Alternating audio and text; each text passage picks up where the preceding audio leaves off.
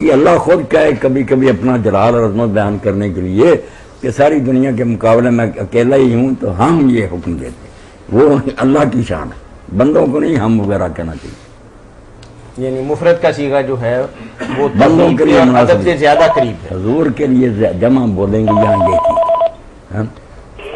السلام علیکم۔ وعلیکم السلام۔ جی بھائی۔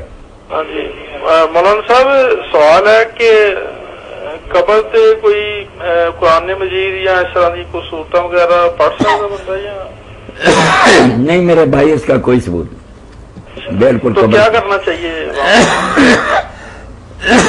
دو کام کرنے چاہیے، قبرستان میں جا کر سلام کہنا چاہیے، وہ رسول اللہ نے کئی سیغے سے بتایا، سلام کہیں اور ہاتھ اٹھا کر آپ بخشش کے لیے دعا کر سکتے ہیں، یہ بھی صحیح حدیث سے ثابت ہے۔ ان کے لیے بخشش کی دعا کرے ہاتھ اٹھا کر اور سلام کہیں، ان کے علاوہ اور کوئی چیز ثابت نہیں۔ قبرستان میں قرآن پڑھنے کو تو امام ابو حنیفہ، مالک، احمد سب نے کہا کہ کہاں سے نکالا تم نے، بالکل یہ دین میں کوئی نہیں آیا، سلام اور دعائیں مغفرت۔ جی بہت شکریہ۔ جی ٹھیک،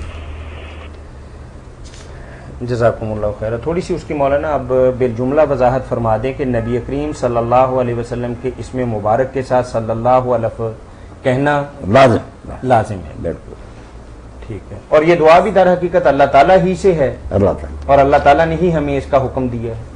یہ تو بخیل کہا گیا نا کہ بدترین بخیل آدمی جس کے پاس میرا ذکر ہوا اور اس نے مجھ پر درود ہی نہیں بھیجا۔ یہ بھی آیا کہ جس کے سامنے میرا ذکر ہوا تو اس نے درود نہیں پڑھا، وہ جنت کا راستہ بھول گیا۔ آپ کا تو ذکر ہم کریں گے اسی طرح تعظیم سے۔ مخلوق جو ہے نا ہماری دعاؤں کی محتاج ہے، بے شک وہ کتنے مرتبے پر اللہ کی رحمت سے بے نیاز ہیں، مگر اللہ نہیں ہماری تعظیم و تعریفوں کا اتنا محتاج کہ اگر ساتھ تعظیمی کلمہ نہ بولیں تو اللہ کی شان کم ہو جائے گی۔ جی ٹھیک ہے، جزاکم اللہ خیر۔ مولانا مساجد کے اندر بعض اوقات تو جب مکبر کھڑا ہوتا ہے تو نمازی بھی مقتدی بھی کھڑے ہو جاتے ہیں، اور بعض اوقات ایسا ہے کہ تکبیر کہنے والا جب قد قامت الصلاۃ پر پہنچتا ہے تو پھر مقتدی کھڑے ہوتے ہیں، تو صحیح بات کیا ہے؟ صاحب یہ لوگوں نے کسی نے لکھا جب حی علی الصلاۃ ہے اس وقت اٹھیں، کوئی کہتا ہے حی علی الفلاح ہے اٹھے، کوئی قد قامت الصلاۃ، کوئی یہ بھی کہتے ہیں کہ جب تکبیر ساری ختم کر لے اٹھیں۔ اپنی طرف سے ساری باتیں ہیں، دین میں اس کا کوئی وجود نہیں۔ یہ صحیح طریقہ کیا ہے؟ اپنی طرف سے لوگوں نے یہ آداب بنا لیے ہیں کہ یہ ادب ہے، سنتے رہو، شروع سے کھڑا ہو جائیں تو کوئی بری نظروں سے نہ دیکھے اور نہ یہ کہہ کہ یہ کیا ہو گیا۔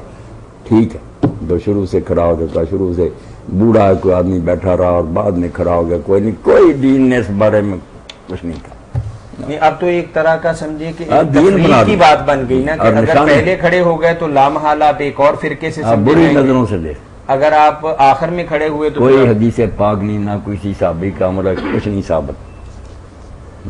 ٹھیک، جزاکم اللہ خیر۔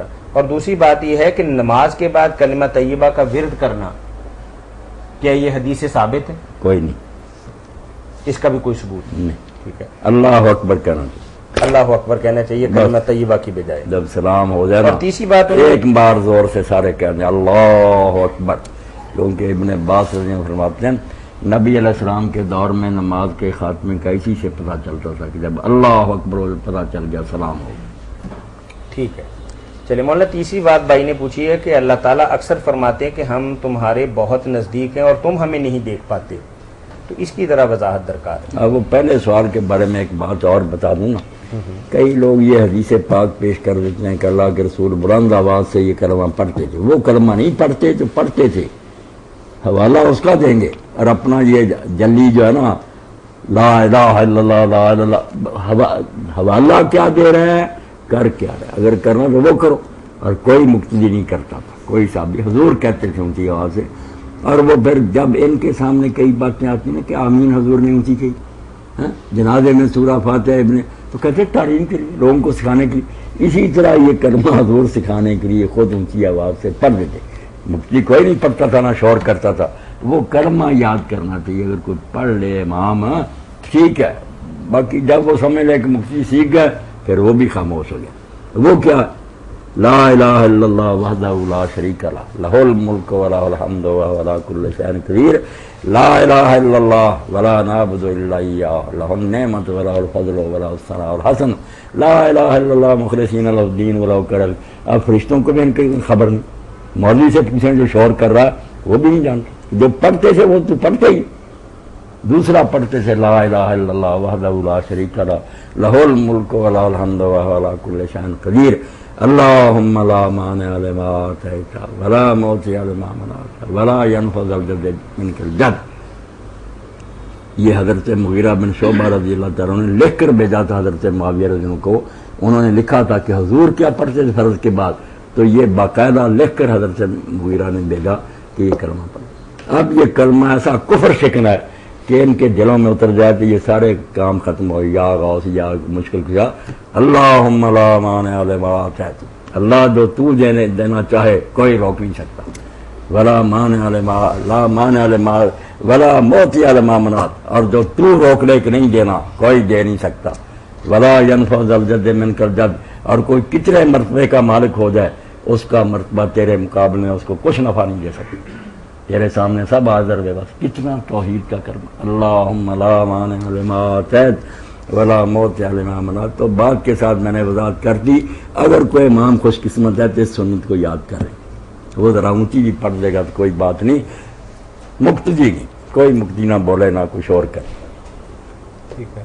اور یہ مولانا جو آخری بات انہوں نے پوچھی ہے کہ اللہ تعالیٰ بار بار یہ فرماتے ہیں کہ میں تمہارے بہت قریب ہوں، اس کی طرح وضاحت فرما دیں مولانا، لیکن تم ہمیں نہیں دیکھ سکتے، تو یہ نزدیکی سے کیا مراد ہے؟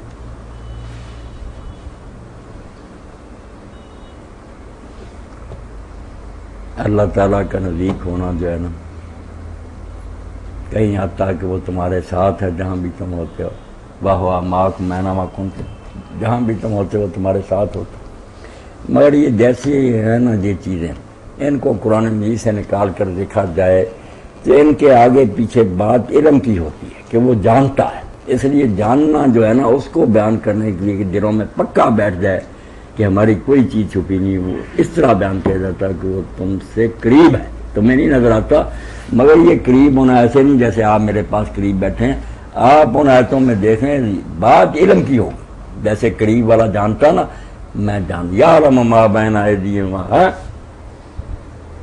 یعلم ما یلج فی الارض وما یخرج ینزل من السماء، آسمان پر جو چڑھتا ہے وہ جانتا، اس لیے یہ پھر علماء نے صحیح کہا کہ یہ قریب ہونا اور ساتھ ہونا علم کے ساتھ، کہ اپنے علم کی ضرور سے وہ علمہ و قدرتہ و ارادتہ، علم کہنا چاہیے، باقی چیزیں نہیں۔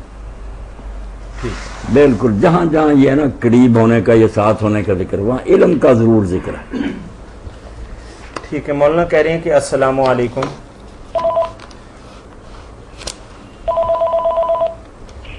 السلام علیکم۔ وعلیکم السلام ورحمۃ اللہ وبرکاتہ۔ مولانا بیٹھے جی؟ جی الحمدللہ۔ اچھا مولانا، ایک مسئلہ ہے کہ اگر کراچی سے بحرین کے راستے جدے کو جاتا ہے عمرے کے لیے، جی جی، تو احرام جو ہے وہ کراچی سے باندھنا پڑے گا یا جا کے بحرین جہاں اسٹے کرے وہاں سے باندھنا پڑے گا؟ ان کا میقات کیا ہے؟ یہ میقات کا تو پتہ نہیں ہے، بحرین کا میقات یہ مولانا سے بتائیں گے نا مولانا؟ آپ کو میرے بھائی نے اتنی دور سے احرام باندھنے کی ضرورت نہیں، آپ جہاں جاتے ہیں نا، اگر تو آپ سیدھا مکہ کو جا رہے ہیں تو پھر تو احرام باندھنا پڑے گا، ٹھیک ہے۔ اگر آپ جا رہے ہیں مدینہ منورہ کو، پہلے وہاں جائیں گے تو پھر آپ بے فکر رہیں، مدینہ شریف جائیں، زیارت کریں، وہاں سے واپس آئیں گے تو پھر ذوالحلیفہ سے احرام باندھیں۔ نہیں یہ مولانا صرف بحرین سے آگے چلے جائیں۔ تو بھائی بات سنتے جائیں آپ، جی جی جی ڈائریکٹ جہاز مکہ کو جا رہا ہوتا تو احرام باندھنا پڑتا، آپ جا رہے ہیں بحرین کو، جی جی بحرین سے رخ کریں گے مکہ کا، جی جی، اس لیے بحرین والوں کا جو میقات ہے نا جہاں سے وہ احرام باندھتے ہیں، آپ کو وہاں سے باندھنا ہوگا، پہلے باندھنے کی ضرورت نہیں، یعنی بحرین جا کے باندھ سکتے ہیں؟ ہاں باندھ سکتے ٹھیک ہے، جزاک اللہ مولانا، بہت شکریہ، السلام علیکم۔ مولانا اس میں اگر بندے نے وہاں ٹھہرنا نہ بھی ہو، صرف کنیکٹڈ فلائٹ ہو تو پھر بھی ایسا ہی کرے گا؟ ہیں۔